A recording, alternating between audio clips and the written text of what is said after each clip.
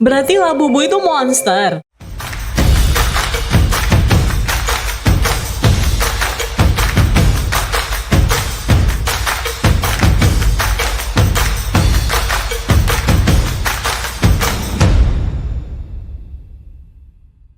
Oke, halo soulmate, good day mates. Ketemu lagi dengan saya Ika Febrilia di Mate Channel.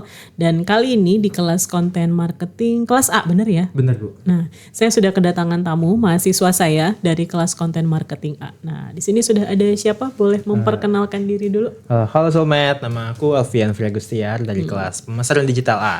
Oke, panggilannya Alfian ya? Alfian aja. Nah, oke, Alfian. Alfian, kita mau bahas apa nih di siang hari yang begitu cerah dan panas ini? Mau bahas apa? Jadi hari ini kita bakal ngebahas boneka yang lagi viral banget nih Bu. Namanya Labubu. Oke, Labubu. Wah, menarik nih, kita mau bahas Labubu di kesempatan hari ini.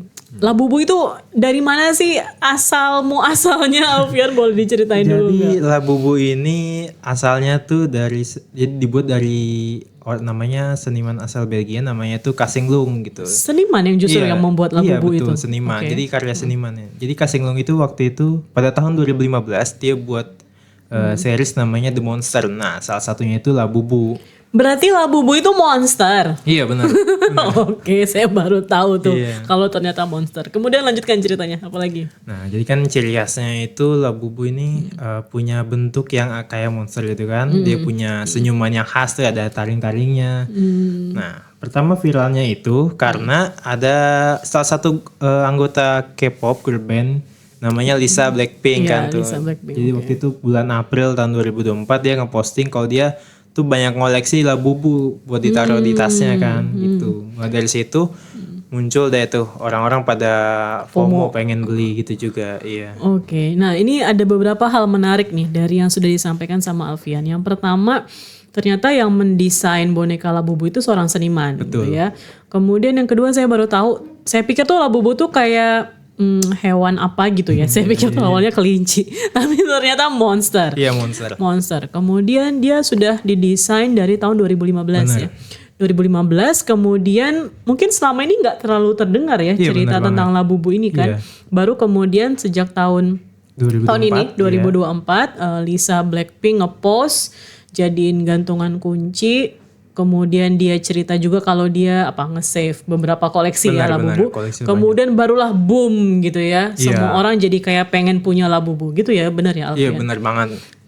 Oke. Kemudian apalagi yang menarik dari si Labubu ini? Fun fact-nya atau hal-hal yang mungkin soulmate belum tahu tentang Labubu. Mungkin Alfian bisa cerita. Nah, jadi pertama kan karena viralnya ini banyak orang yang antri panjang nih. Kan Iya. dari tokonya tuh yang jual Popmart namanya. Bahkan sampai ada yang berantem waktu itu, orang dewasa jual rebutan boneka kan, bayangin. Dan Rebutan bonekanya boneka monster lagi ya, Iya. bukan boneka yang cute atau apa gitu. Iya. Oke. Jadi sampai akhirnya kan ada yang viral, banyak yang buat KW-annya juga. Iya betul. Banyak ada yang bikin gede lah, segede anak bayi, ada yang segede apa tahu tuh. Oke, jadi fungsinya nggak cuma sekedar jadi gantungan kunci lagi, Benar. tapi kemudian dimodifikasi, ada yang ukurannya lebih besar Iya, gitu ya. iya. Oke. Kemudian saya pengen tahu dulu juga tentang harga nih, tentang harga Labubu. Mungkin Alfian punya data kalau dulu harganya berapa, kemudian semenjak viral jadi berapa sekarang harganya? Nah, jadi sekarang tuh harganya di Popmart tuh sekitar dari 600.000 Bu. Nah, sampai yang saya lihat itu di internet harga ada yang jual sampai 14,5 juta. 14,5 Iya. itu ori atau KW? Ori. Ori. Iya. Oke. Nah, waktu itu juga ada yang tadinya harga 600.000 karena FOMO-nya ini, karena banyak yang viral, banyak reseller yang jual sampai di atas harga segitu. Ada yang sampai 3 juta, 5 juta, yang tadinya 600.000 doang. Oke, dan itu masih ada aja yang beli ya? Masih. Oh, kenapa ya? Iya, Nah, jadi apa karena memang cuma pengen ikut-ikutan Lisa Blackpink aja atau iya. Nah, ini jadi ada strategi marketingnya nih Bu di sini nih. Gimana Jadi yang tuh? kalau dari Lisa Blackpink itu sendiri namanya tuh influencer and hype marketing. Jadi di sini semenjak Lisa Blackpink ngepost tentang Labubunya itu, banyak orang yang pengen ikutan beli karena Ya. ngerasa kalau nggak ikutan nih bakal ketinggalan tren nih. Atau mungkin kalau misalnya pakai gantungan kunci Labubu biar bisa mirip Lisa gitu kan. Iya benar. Oke, jadi ini FOMO-nya kuat sekali ya. Benar, jadi benar. ada ketakutan, ada kekhawatiran, ada kecemasan kalau misalnya ketinggalan dari orang lain, Benar, gitu ya. benar, Terutama dalam hal kepemilikan boneka Labubu ini. Iya. Oke, kemudian tadi menarik juga adalah bahwa harga yang ditawarkan tuh lumayan mahal banget ya. Iya. Maksudnya dari harga aslinya 600.000 ternyata tuh bisa berkembang menjadi berapa kali lipat tuh kalau misalnya sampai 14 jutaan gitu kan. Iya. Dan ternyata masih ada aja orang yang mau beli gitu ya. Benar. Kemudian mereka bisa sih nggak sih ngebedain misalnya nih kayak sekarang kan tadi Alfian bilang udah banyak KW-nya ya. Iya benar. Kemudian mereka gimana tuh bisa ngebedainnya antara yang ori sama yang KW itu? Sebenarnya kalau buat bedainnya tuh saya kurang tahu ya. Jadi mungkin dari labelnya atau bentuk ukurannya atau model yang dibikinnya tuh kan ada, mereka di Popper ada list-listnya tuh, bisa dicari aja di situ. Kalau misalnya nggak ada berarti ya itu barang KW. Oh ya, berarti apa sih yang dijual di toko resmi gitu ya? Berarti yang ori gitu ya. Betul. Tapi kalau misalnya di luar itu ya nggak tahu gitu ya, mungkin bisa jadi barangnya barang udah KW. Oke, kemudian apalagi yang menarik dari Labubu ini, Nah, Alfian? kan tadi saya mau bahas strategi marketingnya. Jadi ada beberapa strategi marketingnya itu, salah satunya dari kenaikan harganya itu, Bu. Jadi Labubu ini dibuat mahal, dibuat eksklusif sengaja. Dan bikin orang ngerasa kalau mereka punya barang ini, mereka punya barang yang nggak bisa dimiliki oleh semua orang, Bu. Karena barangnya mahal itu kan. Oke. Nah, selanjutnya strategi marketing kedua itu ada kelangkaan atau scarcity marketing. Jadi Popmart ini, yang perusahaan yang ngebuat Labubu ini atau yang ngejual, dia ini ngebuat stok dari Labubunya ini langka atau sedikit, sehingga membuat perasaan orang yang tadinya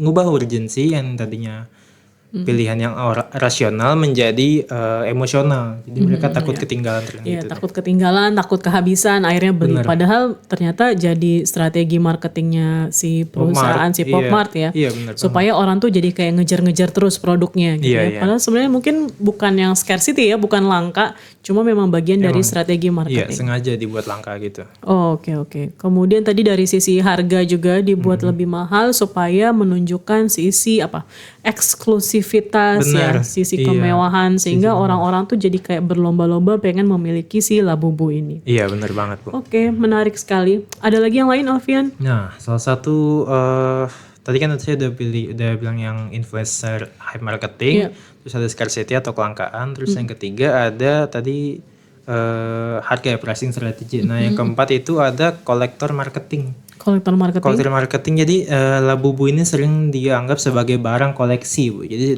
dia kan banyak seriesnya tuh ya. Ada yang series buat Halloween, ada yang buat macam-macam, ada yang bentuknya peri, ada yang bentuknya kuda lah. Oh, jadi maksudnya nggak cuma satu versi doang ya, tapi dibuat banyak versi.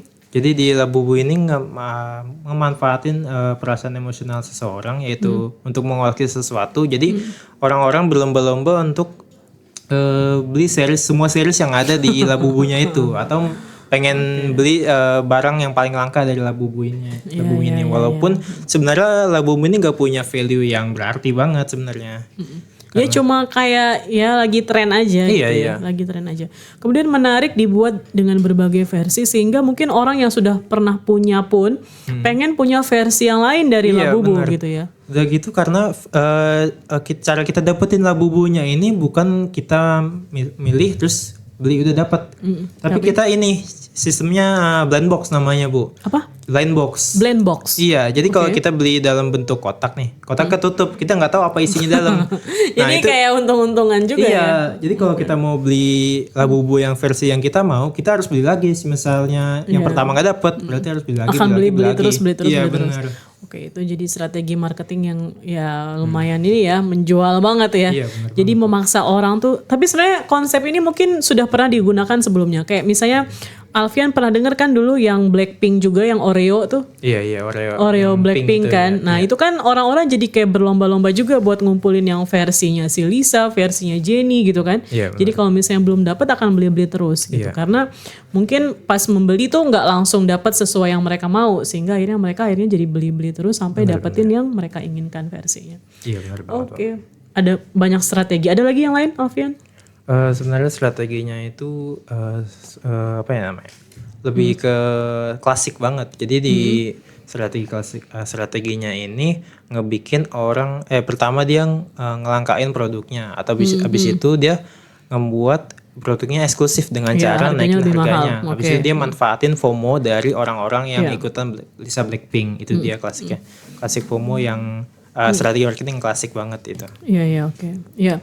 Dan ini tuh saya nggak tahu apakah si Lisa Blackpink ini emang endorse atau dia kayak kebetulan aja ngepost kalau dia tuh. Dia emang hobi sih. Kolektor Labubu. Gitu. Iya, dia ngungkapin di waktu itu di IG-nya kalau dia tuh suka banget ngoleksi Labubunya ini. Oke. Banyak di lemarinya kalau nggak salah. Iya, dan nggak tahu ya, maksudnya dari sekedar sharing seperti itu aja ternyata impact-nya bisa lumayan besar ya. Iya, benar. Dan bahkan bisa sampai sekarang kan Labubu tuh kayaknya masih hype banget. Walaupun kalau misalnya kita lihat tuh mungkin yang KW-nya tuh juga semakin banyak ya yang menjual. Kayak misalnya saya terakhir keluar kota 2 minggu yang lalu itu di stasiun tuh ada aja tuh di pinggir jalan yang jual Labubu.